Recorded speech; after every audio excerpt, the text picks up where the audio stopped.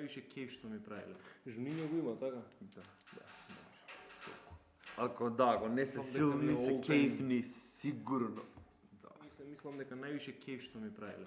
Жуниња го има, така? Ако не се Мислам дека силни, ми е се open. кефни, сигурно.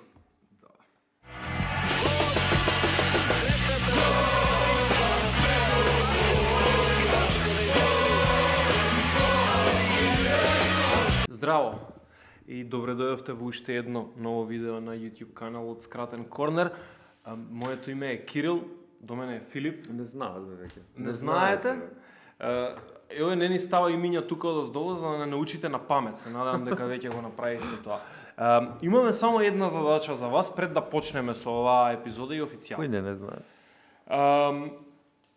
Ако сте расположени и ако сакате, тука долу под видеото можете да ги најдете копчињата за лайк, subscribe и едно ака поленце вака плоскаво што е за комент. И тука може да оставите коментар као на пример прв, втор, не знам, не мора да се броите. Обично тоа прават.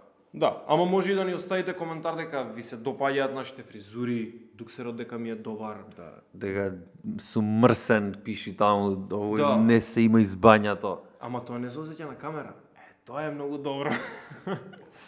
А сега, па блазе си ни на нас у оваа соба, не мириса баш пријатно. Ама, Добро? сега кога ги тргнахме овие тука детали Многу надворот од тие обврските, може да почнеме со работата број 1, која што ја научивме оваа недела, а тоа е дека Премиер лигата забрани рекламирање на обложувалници и казина на предниот дел од дресовите. Што многу ме радува. Да, нема Да. повеќе да ги гледаме 32 Red, Bet and Win и компанија. Спортбет. Спортбет, Вилијам Хил, не знам што и да имаше друго. На Брентфорд како беа тие? Со звездицата напред. Да, нема да ми текне се, iBet, не е битно. Да. Нешто такво. Како и да е, денеска Премиер лигата, баш денеска кога го снимаме ова видео, изгласа дека го забранува промовирањето на обложувалници и казина само на предниот дел од дресовите. Значи не смее да биде главен спонсор. Да боде у очи. Така. Коцкај се, ќе биде тука некаде. Да. Значи од страна на рамо, Така. кај што имаат на друго место простор за рекламирање. Па мислам дека сега за сега само рамената и гаќиците смеја или не смеја. Евертон како да имаат спонзор на гаќиците од страна, ама можно Ми и да се се чини лажат. дека не. Можно е тоа предсезонска да била, да. Како и да е, помали спонзорчиња веројатно ќе можат да бидат. Многу работи, ама е.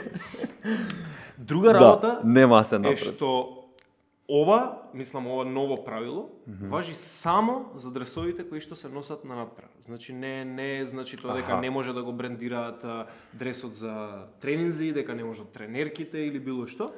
Да. Само за овој дрес. Кога е време за акција нема да биде упреден план кладилницата. Така, кога е прайм тајм и кога се гледаат утакмици, нема да биде упреден план, тоа ни се допаѓа и на двајцата. Да, нема на малолетници да им го продаваат како нормална ствар. Така. Туку така дискретно. На рамо нема да прочита. Нема да се коцка. Нема знаеш се што е. надеваме, да.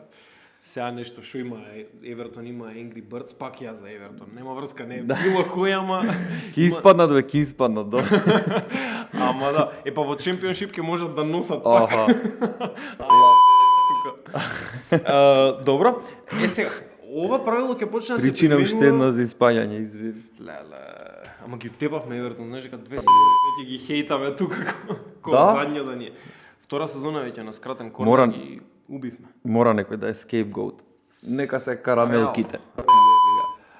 Доброто е за барем дел од клубовите кои што веќе имаат постигнато договори со обложувалници и казина, доброто е дека ова правило ќе почне да важи од сезоната 2025-26, така што имаат време да се подготват да ги исполнат тие договори и веќе од 2025 да престанат да носат такви спонзори. Имаат време, да, и да си најдат некои што не се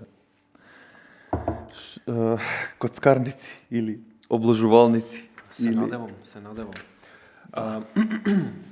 Сега, Добро. дали ќе се префрлиме кон една така поелитна лига на шампиони? Ајде да се префрлиме.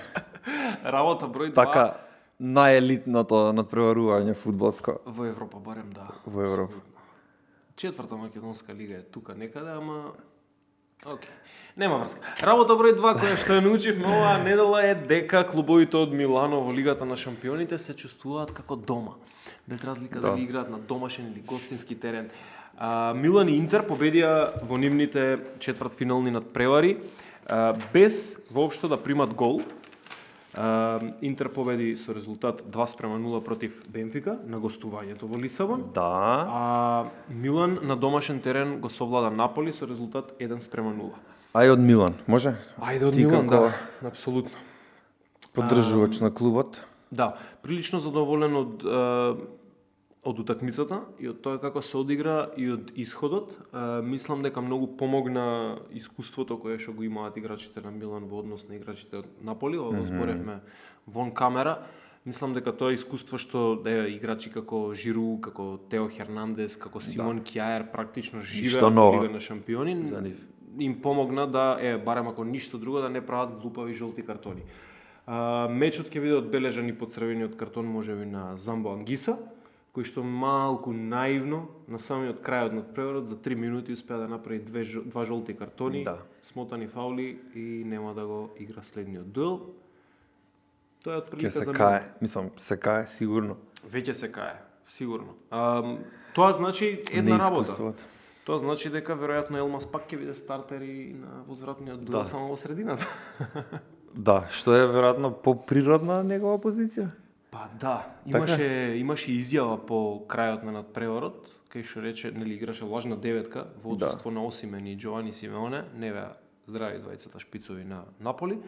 Ово играше лажна деветка и рече дека окей се осеќам, ама сепак сметам дека најдобрата позиција ми е некаде во крилата.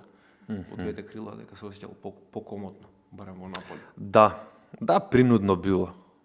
Ти имаше прилика да гледаш. Да го гледаш надпреварот. Како Елмас, како си задоволен? Елмас по крајот на надпреварот беше меѓу највисоко оценетите играчи на Наполи. И базирано според Хускорт и Газета Италија и слично. Сега единствено, нели? Дали делуваше така, извини? Па беше многу активен. Дури и Спалети го пофали по надпреварот, вели знам дека го стави во многу неблагодарна позиција, кај што игра на позиција кај што не сум го играл никогаш. Ама вика презадоволен сум од пресингот и од работеното во одбрана, така што барем му ја искористи кондицијата. На следниот надпревар кој игра средина може и некоја асистенција да дае. Да се префрлиме малку на Интер. Интер само ќе кажам уште еднаш нешто што го кажав во изминатите неколку видеа. Симоне Инзаги е комплетно различен тренер кога менаџира во Лигата на шампионите. Каков дебакл. Симоне Инзаги, да, многу добро се снаоѓа во Лигата на шампионите, практично безпрекорен геймплан имаше и за оваа утакмица, без ризици, измори го противникот, дај му гол кој да се отвори. Тоа е тоа. Да, поповлечени беа, ги оставија Бенфика да.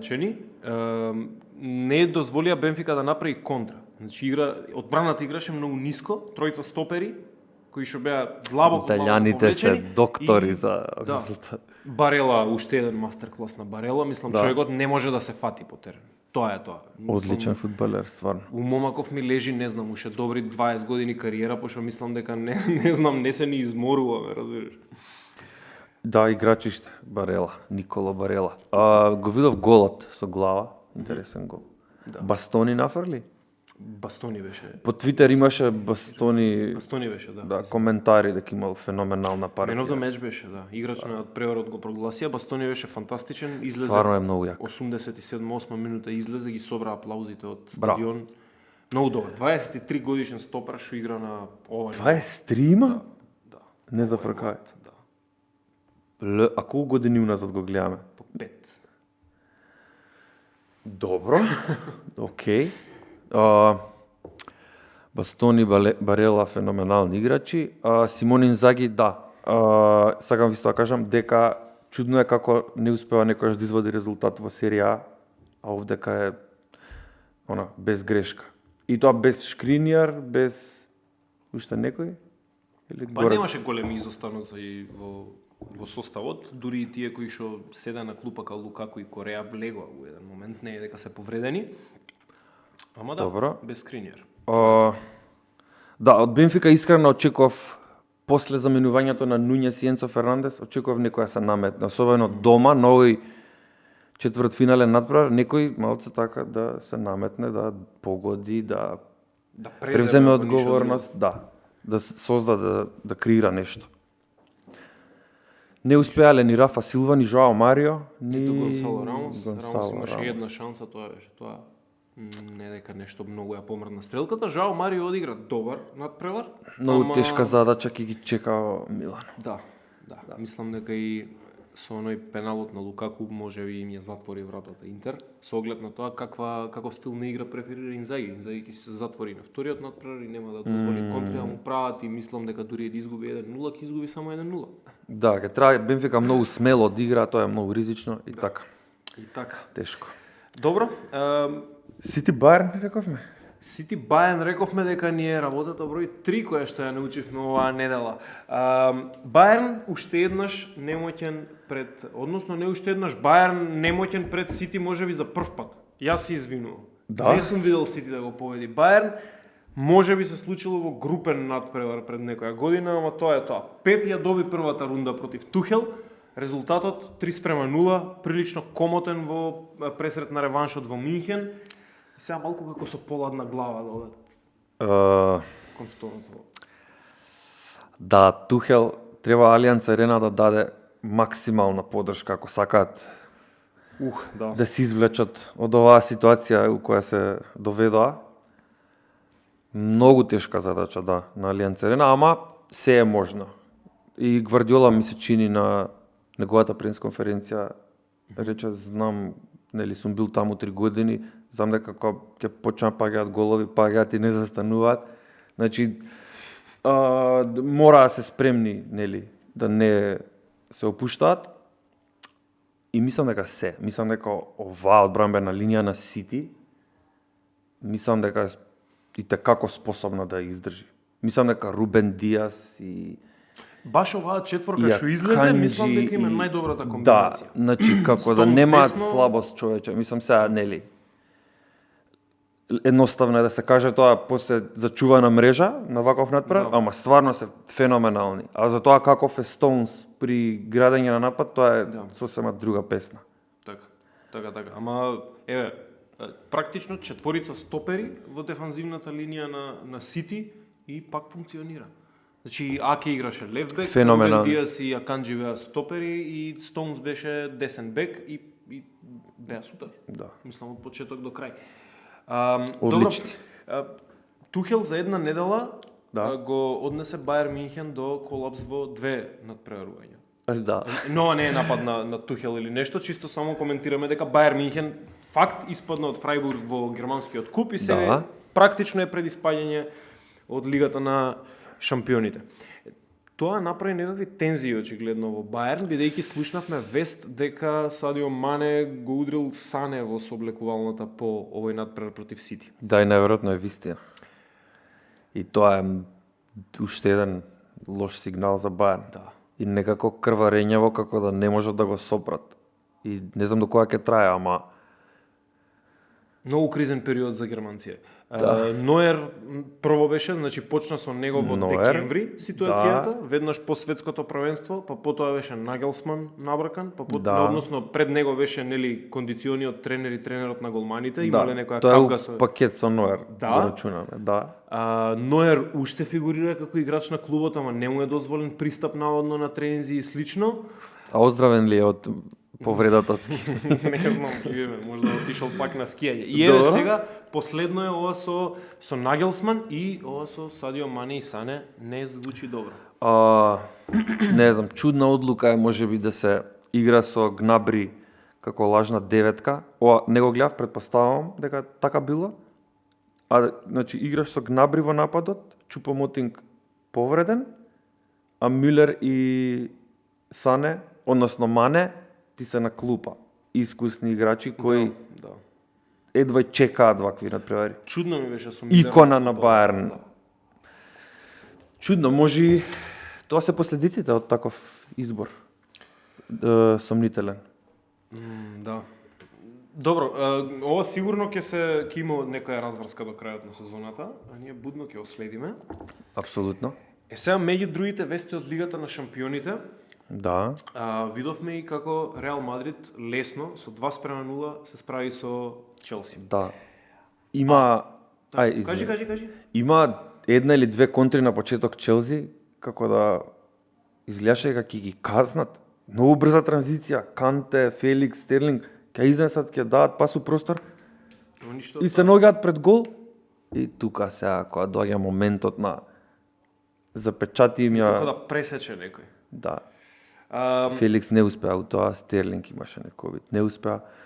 Да, после тоа Реал наметна игра и така. ги зема сега, работите.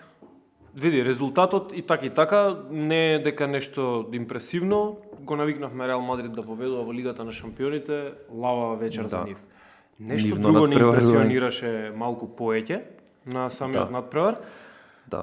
А тоа е дека на теренот можевме да видиме траги од жога функционал, односно од како се вика на македонски релационизам во фудбалот. Функционална игра, да ја речеме. Така. Ете, ајде така да го наречеме. Тимот на Анчелоти практично ни покажа делови на онаа препознатлива јужноамериканска, ајде да ја кажеме, малку послободна фудбалска Баш стратегија, што ретко ја гледаме на терените низ Европа. Сега, Да. ти си ми малку поупатен, Филип, во ова. Да, малце овие денови само тоа читав. И знам дека ги гледаш утакмиците на Флуминенсе, а од таму некако сме инспирирани. Па сакам да ми кажеш што е ова жога функционал и зашто стана актуелно во фудбалов. Ова е како сега посебна тема би му дошло, така? Па оние четвртата тема, работа број 4 која што ја научивме, само малце ми направи сайт трек со оно дека почна за Челси, а збориш не бев спремен. Добро. Ај сега ќе се вратам. Што ја научивме оваа недела. Да. Жога функционал. Во еден момент Реал има буквално 7 или 6 играчи околу топката и беа сите на левата половина, во туѓата половина. Значи сите играа во однос на кој има топка. Има една слика препознатлива, Кроси имаше топката и 6-7 души се околу него. Да, нема десно крило. Знаеш, таму се и Карим, и Вини, и сите, и Модрич.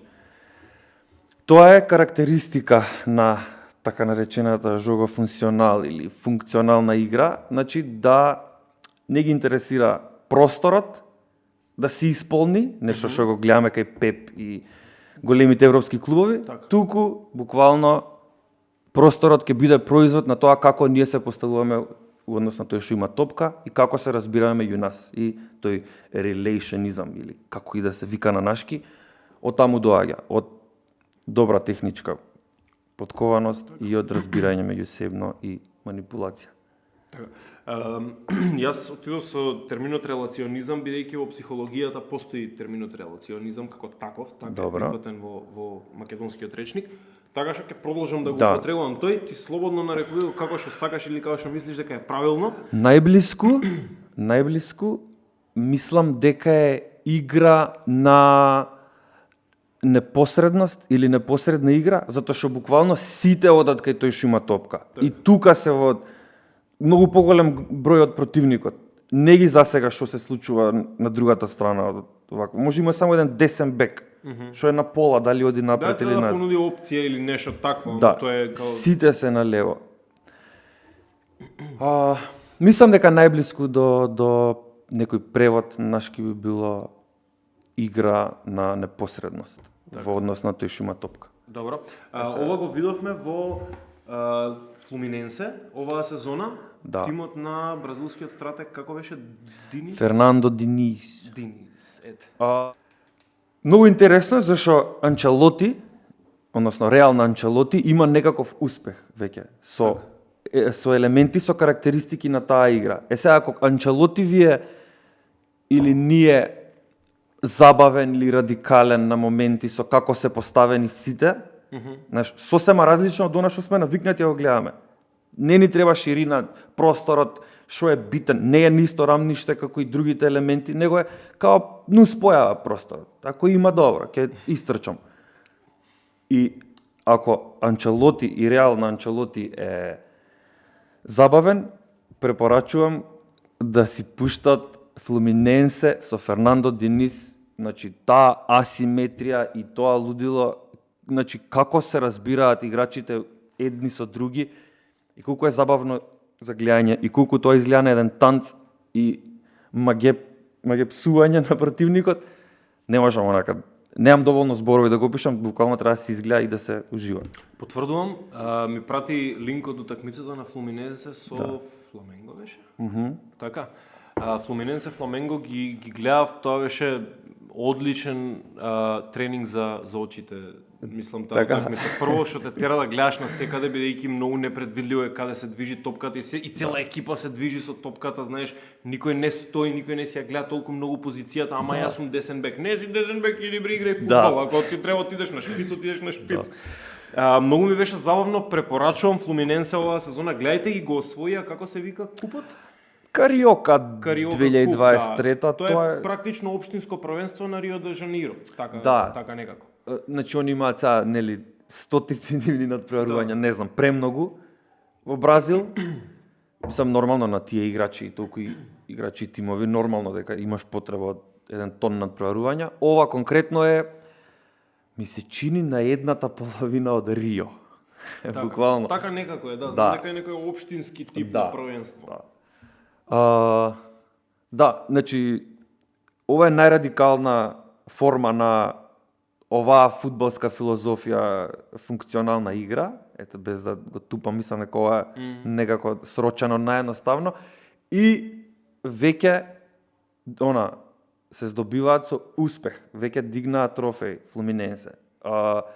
Ако и Реал дигнат, веќе уште повеќе ќе има вперени очи, бидејќи веќе од како тема на португалски веќе е присутна и во говорниците на англиски. Значи веќе и Твитер има нишки еден тон за ова се збори и можеби за крај, можеби ова е некоја природна транзиција на совршенство од позициона игра на Гвардиола и полека си се менува нова етапа, полека одиме кон функционална. Ќе видиме, ќе каже историјата. Некој дури ода до таму со таа доблест да кажат дека фудбалот е спасен. Значи, ме разбираш? Добро, тоа е веќе премногу цврста. Тоа е хардкор малце. Ама не ни мислам дека е под некаква загрозеност па да е спасена, ама можеби на највисокото ниво не добиваме толку забава колку што сакаме да добиеме. Тоа е добар излез од тоа. Добро, за ова ќе дознаете повеќе натаму во видеото на Скратен корнер, значи најавуваме уште од сега дека нешто ќе подготвиме плюс за овој тип на игра. Сега ќе тонеме, не да. Тоа. Тоа беше за бразилците. Тоа е за бразилците, сега малку по-локално тука ќе се префрлиме. Зборуваме за македонец кој што во моментов не е во Македонија, ама од добра причина. Работа број 5, која што научивме оваа недела е дека сите сакаат нашиот Рики да им биде капитен. Кој не би? Кој не би, апсолутно. Динамо Загреб му понуди нов договор на Стефан Ристовски со важност овој пат до 2025 година. Што значи дека добива 2 нови години на договорот, продолжување на успешната сега за сега соработка и многу можеби поголем статус во овој фудбалски клуб. Ево га за почеток, што значи ова за Стефан? Сосема заслужено. Значи, одличен е сезонава за Динамо. Честитки за новиот договор. И многу ме радува исто еден момент што прочитав дека за 5 минути успеале се договорат околу условите. Што е он не е агитиран, као не размислува за друга иднина надвор од Загреб и они даваат Динамо оддават доволно почит за еден ваков играч. Мислам дека е win-win за двете страни. Апсолутно. И win за македонската репрезентација, бидејќи ќе продолжи Стефан да игра на многу високо ниво. Динамо Загреб е клуб кој што традиционално е во Европа. И заслужува апсолутно според сето тоа што го има направено. Сега, она што ми беше многу по-јако во целава вест е дека со новиот договор стигнаа и шпекулациите дека на Стефан Ристовски овој нов договор ќе му донесе статус повеќе во клубов. Односно дека при потенцијално заменување на голманот Доминик Ливаковиќ, Ристовски ќе ја наследи капитенската лента. Има реални шанси да си оди Доминик Ливаковиќ? Па Летово да. Летово веќе Имаше наводно се во супер. преговори за 15 милиони со некој клуб од Чемпионшип и со некој клуб од Франција. Тоа беше последно, кажам. Мислам дека имаше сосема солидно светско првенство. Океј, нека истераат сезона, нека е одбрана домашната титула, така? Да. Мислам дека е сосема фер после тоа да го си отиде, нели, Доминик, да Рики биде новиот капитен. Ке му личи. Ке му стои. Веќе го сосема. тестираме 2 години во репрезентација, сега Да. и во клуб може да им биде капитен. Она што беше импресивно, нели, на времето, кој имаше 24-5 години, така некако, дори играше во Спортинг Лисабон, на неколку Добро. пати му ја дадоа капитенската трага, што беше огромна работа, разбираш, на Спортинг си капитен, не на било кој. Стварно? Да, има и слики со... Пребарај си на Google слики да Тоа Стефан е Ристовски кептен. Периодот кога не гледа фудбал, извини. 13 на грбот. Убава гледка, верувам. Тој и како освојувач на купот тогаш португалски со Спортинг Лисабон, значи имаше одлични 2 години таму. Штета што се случи тоа што се случи, нели, финансискиот колапс на клубот, па Да. им дадоа да си одат 11 играчи така без пари, и Стефан беше дел од нив. Да. Ама тука му се погоди во Динамо Загреб. Да, си го најде местото. И по отсуството на Адеми требаат вакви ликови што ќе бидат новите или старо новите или постоечки столбови во екипата. Па велат дека најмногу поради тоа што му бил понуден и договорот, а и веројатно таа капитенска лента ќе му биде понудена, причината најмногу е поради тоа што учествува во 2 историски европски кампањи за Динамо Загреб, во која што стигаат до најдалеку во Лигата на шампионите, најдалеку во Лига Европа и сето тоа, и нели тоа е веќе статус на икона. Да.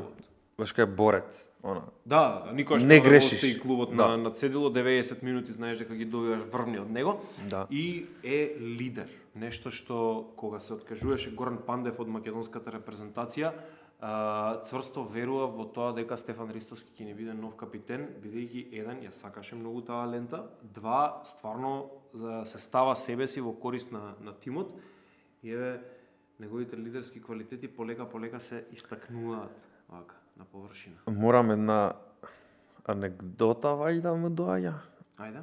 на тема лидерство. Веројатно полуфинале Порто со не знам кој годината која освојуваат, ми се чини. 2004. Добро. Да. Жорге, како год, Коста, капитен тогашен на Порто, му рекол на Мориньо: седи малце ти надвор. Остави ја да тоа прљавото што треба ти да губиш време, дај ми ја да го завршам. Отишол, разјаснил све, расчистиле, повели сега кажи како да играме второ. Да, тоа било губеле нешто во прво полувреме 1-0. Да, така, нешто и на крајот ја добиле 3-1. Да, и он постигнал гол единствен као да. Коста, единствен за Порто. Тоа е едно од подобрите приказни на Мориньо, ама да, Да. пишува што значи да се биде капитен на екипа. Да. Ти треба да ја вршиш прљавата работа. Тоа е, некогаш мора да застанеш и во одбрана на клубот и тренерот и се останато. Филип, уживав во муаветов. Фала ти за нови 5 работи. Обригадо. кои научивме неделава. Нешто за крај? Нешто за крај. Благодариме за вниманието и да, ќе готвиме екзотични содржини кога и да налетаме на такви. Апсолутно. Ќе има уште. Претплатете се на нашиот YouTube канал. Многу ни е важно да стигаат нотификации во вашето инбокс сандаче, вака секој пат кога ќе вадиме ново видео. Да. Се надеваме дека ќе останете фанови и со некое ново видео се гледаме наскоро. Но беше скратен корнер.